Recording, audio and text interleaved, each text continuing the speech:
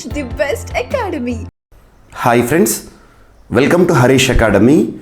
ఈరోజు వార్తలు నిలిచిన జాతీయ అంతర్జాతీయ రాష్ట్రీయ అంశాల గురించి, వార్తలు నిలిచిన వ్యక్తులు, అవార్డులు, పుస్తకాలు, మరి క్రీడా సంబంధిత సమాచారం ఒక్కొక్క అంశాన్ని వివరంగా తెలుసుకుందాం. ఈరోజు మన ఫస్ట్ టాపిక్ వచ్చేసి యునెస్కోకి సంబంధించి గర్బా డ్యాన్స్ ఒక ప్రముఖ గుర్తింపును పొందుతూ వార్తల్లోకి వచ్చింది. ఒక ప్రముఖ జాబితాలో గుర్తింపు పొందుతూ వార్తల్లోకి వచ్చిన గర్బా డ్యాన్స్ గుజరాత్ రాష్ట్ర సంస్కృతిలో భాగం. ముఖ్యంగా ఈ టాపిక్ గురించి తెలుసుకునే ముందు అభ్యర్థులందరూ కూడా గుర్తుంచుకోండి, రానున్న ఏ పోటీ పరీక్షణ కానివ్వండి, ఏ స్థాయి పోటీ పరీక్షణ కానివ్వండి, ప్రతి ఒక్క అభ్యర్థి కూడా తప్పనిసరిగా చదవాల్సిన కొన్ని ముఖ్యమైన అంశాలు ఉంటాయి. అటువంటి ముఖ్యమైన అంశాలను చదివి ఎగ్జామినేషన్కి వెళ్ళండి. అంటే అర్థం ఏంటంటే ఆ టాపిక్స్ నుండి క్వశ్చన్స్ లేకుండా క్వశ్చన్ పేపర్ అంటూ ఉండదు, అది ఏ పోటీ పరీక్ష అయినా. మరి ఆ టాపిక్స్ని ఎలా గుర్తించాలి? రీసెంట్గా గత సంవత్సర కాలంగా రెగ్యులర్గా రిపీటెడ్గా వార్తలకు వస్తున్న అంశాలు ఏవైతే ఉంటాయో వాటికి ఫస్ట్ ప్రియారిటీ ఇవ్వండి. ఉదాహరణకి తీసుకుంటే యునెస్కో సంబంధిత అంశాలు తరచు మనం డిస్కస్ చేస్తున్నాం. ఏదో ఒక గుర్తింపు, యునెస్కోలో సభ్యత్వం అనే అంశము, ఇటువంటి అంశాలు. సో యునెస్కోకి సంబంధించిన అంశాలు కానివ్వండి, జిఐ ట్యాగ్స్ భౌగోళిక గుర్తింపు అనే అంశము, ఐఐటీస్ అనే అంశము, అగ్నిపర్వతాలు అనే టాపిక్, ఇటీవల కాలంలో వార్తలు ఇచ్చిన సూచీలు, నివేదికలు, ఇటీవల కాలంలో వార్తలు ఇచ్చిన విన్యాసాలు, ఇలా చాలా టాపిక్స్ని మనం చూస్తున్నాం. అటువంటి వాటిని ఒక్కసారి గుర్తించండి, వాటిని చదివి ఎగ్జామినేషన్కి వెళ్ళండి. ఓకేనా? సో ఈరోజు అలాంటి ఒక టాపికే యునెస్కోకి సంబంధించి. యునెస్కో ఫుల్ ఫామ్ ఏంటి? United Nations Educational, Scientific, Cultural Organization. So ఐక్యరాజ్య సమితికి సంబంధించిన సంస్థ. ఈ సంస్థ ప్యారిస్ ఫ్రాన్స్ కేంద్రంగా పనిచేస్తుంది. ఈ సంస్థ intangible cultural heritage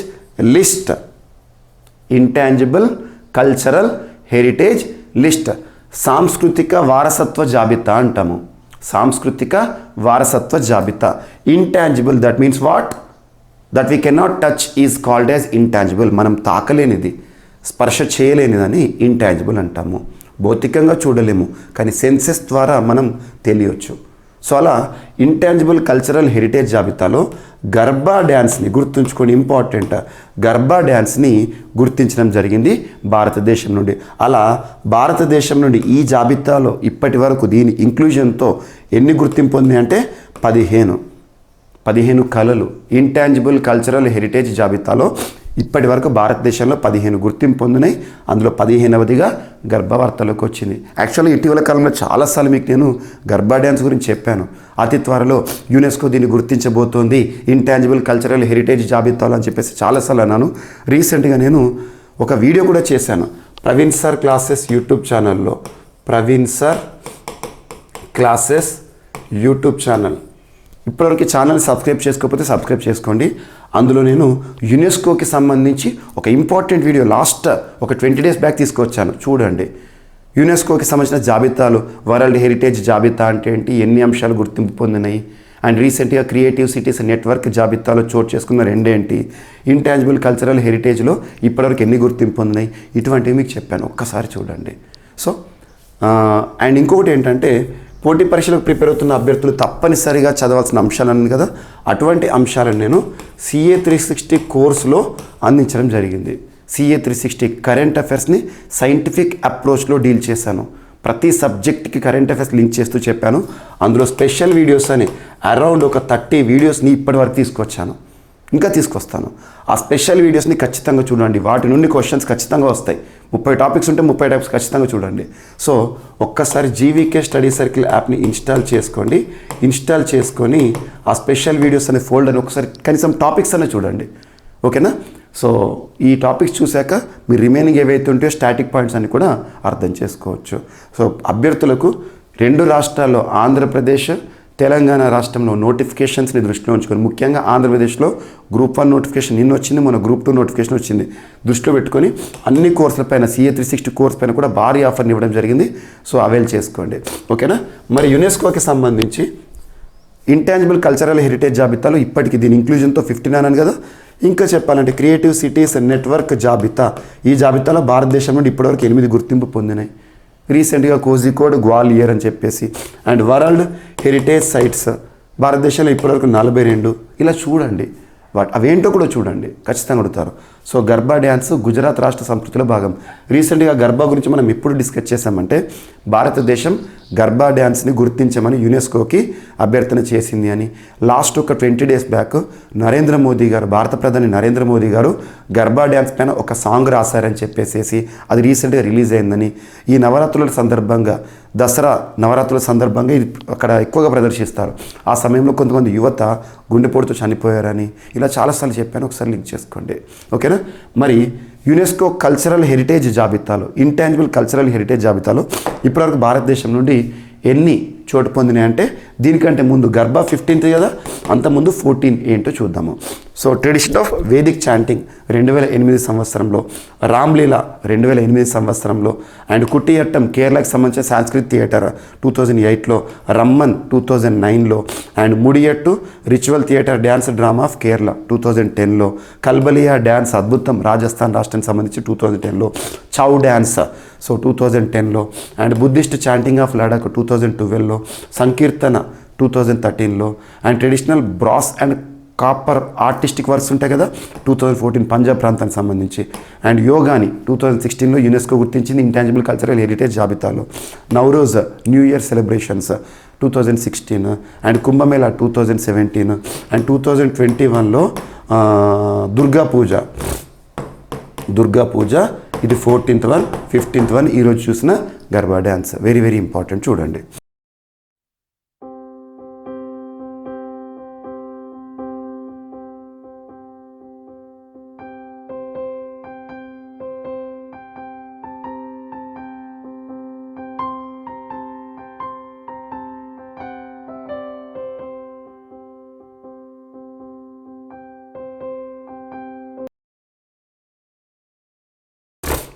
and next Keshavananda Bharati case.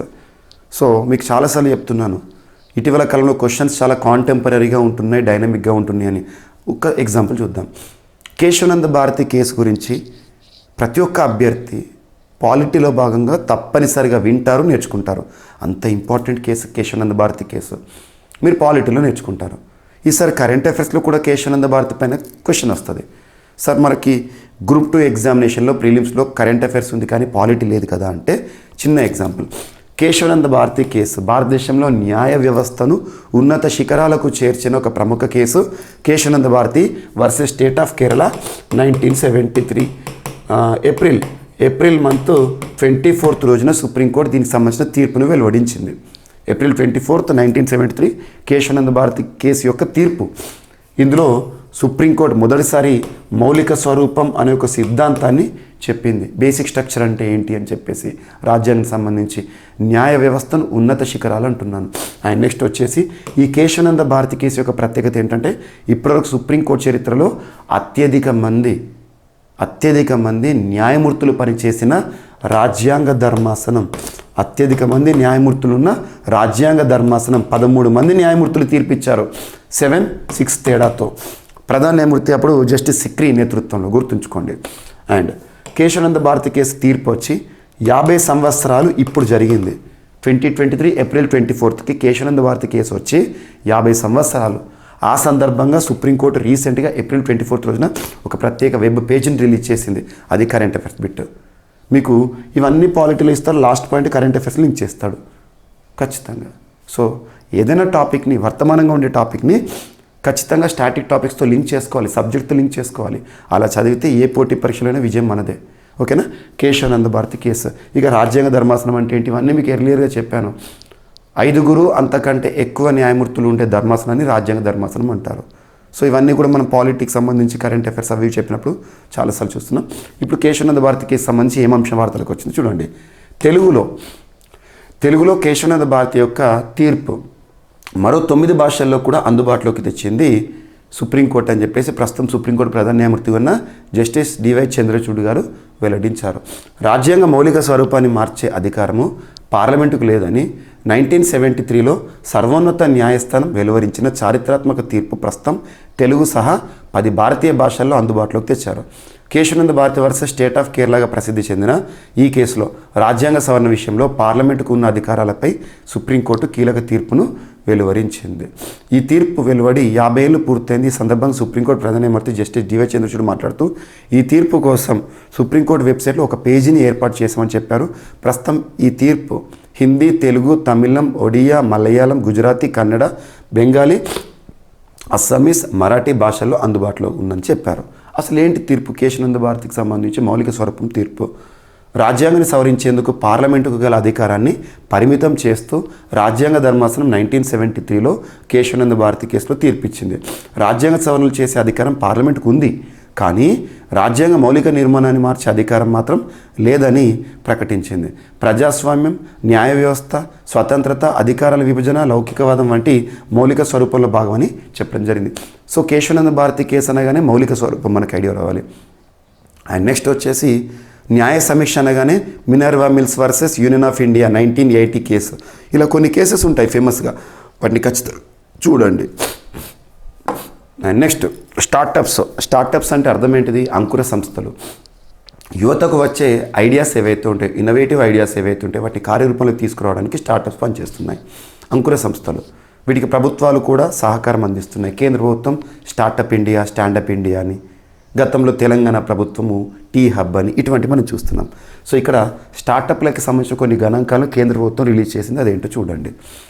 Startups in India, భారతదేశంలో దాదాపు 1.14 1,14,000 స్టార్టప్లను గుర్తించిందంట కేంద్రం. 1.14 లక్షల స్టార్టప్లను ఈ ఏడాది అక్టోబర్ 31 నాటికి 2023 బై అక్టోబర్ 31 1,14,902 సంస్థలను స్టార్టప్లుగా గుర్తించినట్లు కేంద్ర వాణిజ్య పరిశ్రమల శాఖ మంత్రి పీయూష్ గోయల్ గారు, మినిస్ట్రీ ఆఫ్ కామర్స్ వారు చెప్పారు.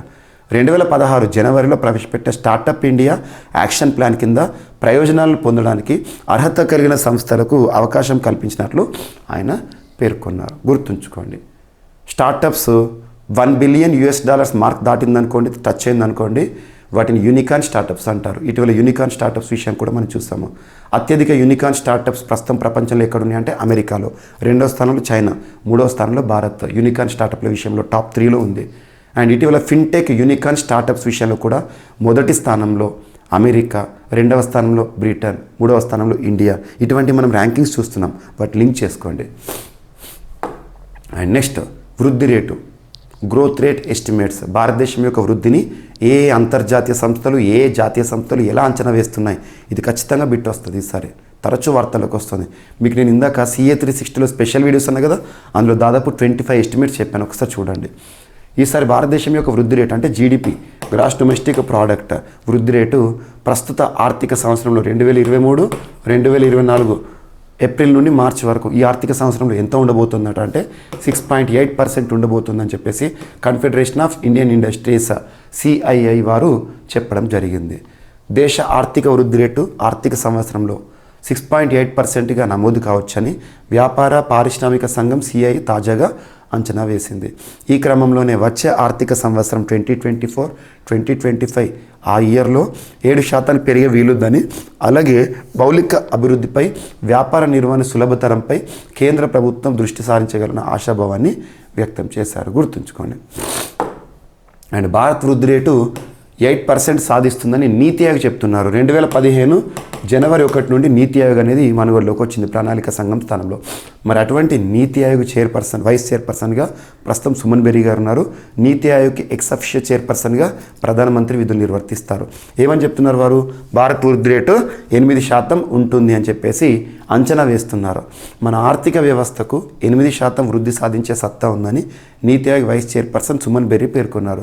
కార్మిక శక్తి బలంగా ఉండడంతో పాటు ప్రజాస్వామ్య పరంగా సంస్థాగత అనుభవం ఉందని అభిప్రాయపడ్డారు. దక్షిణాది రాష్ట్రాలతో పోలిస్తే ఉత్తర భారతదేశం అంతగా రాణించడం లేదని, సార్వభౌమ వ్యవస్థలో ఇది ఉద్రిక్తతలను సృష్టించవచ్చని అన్నారు.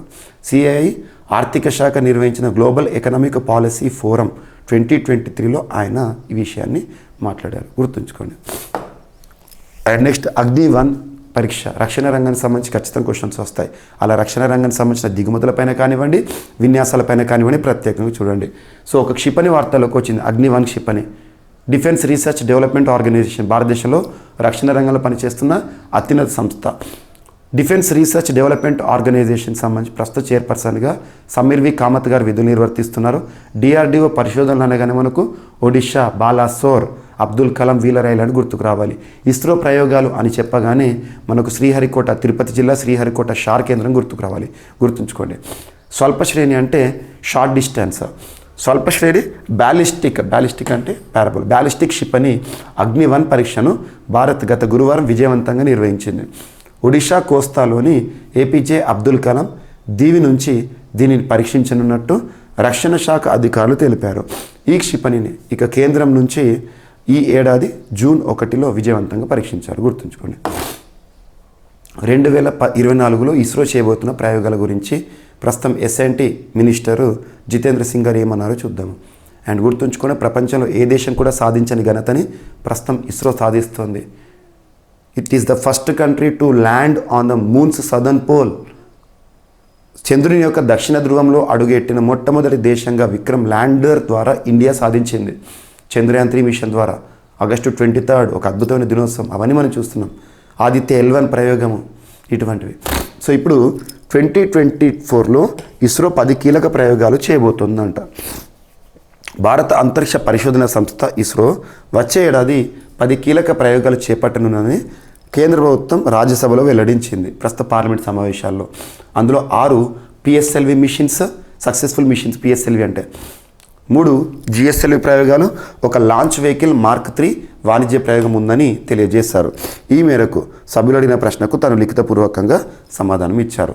ఇస్రో అభివృద్ధి చేసిన నూతన స్మాల్ శాటిలైట్ లాంచ్ వెహికల్ ద్వారా ఒక ఉపగ్రహాన్ని ప్రయోగాత్మకంగా నింగికి పంపినట్లు వివరించారు. గుర్తుంచుకోండి. అండ్ రోదస్లోకి మనుషులను మోసుకెళ్లే ఒక క్యాప్సూల్ను ప్రయోగించినట్టు ఇరాన్ వెల్లడించింది. సైన్స్ అండ్ టెక్నాలజీ ఉంది. మనుషులను మోసుకెళ్లే ఒక క్యాప్సూల్ని ప్రయోగించినట్ట రోదస్లోకి. సో సమీప భవిష్యత్తులో మానవహిత అంతరిక్ష యాత్రలు చేపట్టే దిశగా తాము కీలక ముందడుగు వేసినట్లు ఇరాన్ దేశం తెలిపింది. జంతువులను కూడా రోదస్లోకి మోసుకెళ్లగల సామర్థ్యమైన క్యాప్సూల్ని గత బుధవారం వాళ్ళు ప్రయోగించారు. 130 కిలోమీటర్ల ఎత్తులోకి కక్షలోకి పంపించినట్లు ప్రకటించారు. అయితే 500 కిలోల బరువు ఉన్న ఆ క్యాప్సూల్లో ఏవైనా జంతువులను పంపించారా లేదా అని మాత్రం చెప్పలేదంట. 2029లోగా వ్యోమగాములను రోదస్లోకి పంపించనున్నట్లు ఇరాన్ భావిస్తోంది. అండ్ క్రీడలకి సంబంధించి T20 ప్రపంచ కప్ రానున్న సంవత్సరం జరగబోతోంది.